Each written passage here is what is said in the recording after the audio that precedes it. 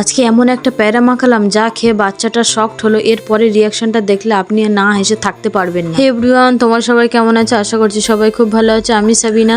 অনেকদিন ধরেই ভাবছিলাম দুপুরবেলা একটু চটপটা কিছু বানিয়ে খাই, কিন্তু নানান ঝামেলার জন্য হয়ে উঠছিল না, আর ভালো লাগছে না, মানুষের মুড হয়। তো তার জন্য দুপুরে আজকে মনে ভেবেই নিলাম আর দেরি না করে আজকে প্যারা মাখাটা খেতেই হবে। কারণ ফার্স্ট টাইম একটু অন্যরকম করে স্টাইলে বানালাম। প্যারাগুলোকে ভালো করে ধুয়ে কেটে নিয়ে একটু বিট নুন দিয়েছিলাম, একটু হজমুল্লা দিয়েছিলাম, একটু জলজিরা দিয়েছিলাম তার সাথে। তো বাচ্চারা খাবে বলে একটু ঝাল দিয়েছি, মানে একটু অল্প পরিমাণে।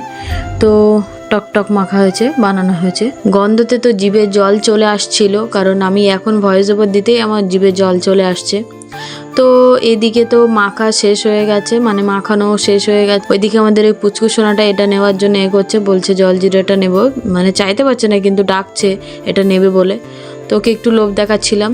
তো এদিকে তো প্রায় কমপ্লিট হয়ে গেছে। তো এবার আমরা খেতে বসবো, প্যারা মাখা পার্টি হবে। তা আমাদের এখানে ছিল আমার বড় জায়ের মেয়ে, সবাই মিলে বসে খাওয়ায় জমে ব্যস্ত হয়ে গেলাম। কিন্তু আসলে মজা তো কারণ আমাদের এই পুচকু সোনাটা আমাদের খেতে খেতে ও বায়না ধরলো যে খাবে। তো খাওয়ার জন্য কেমন করছে একটু রিয়াকশনটা দেখো তোমরা। তো নিতে চাইছে, ও কিরকম করছে একটু দেখো তোমরা। এই দেখো হামলা করছে।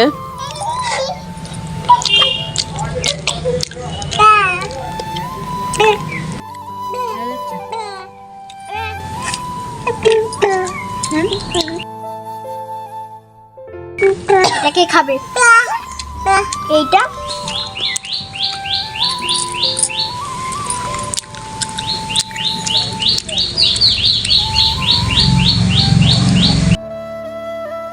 টক লেগেছে ঠিকই, কিন্তু মুখে লেগে রয়েছে মনে হয়।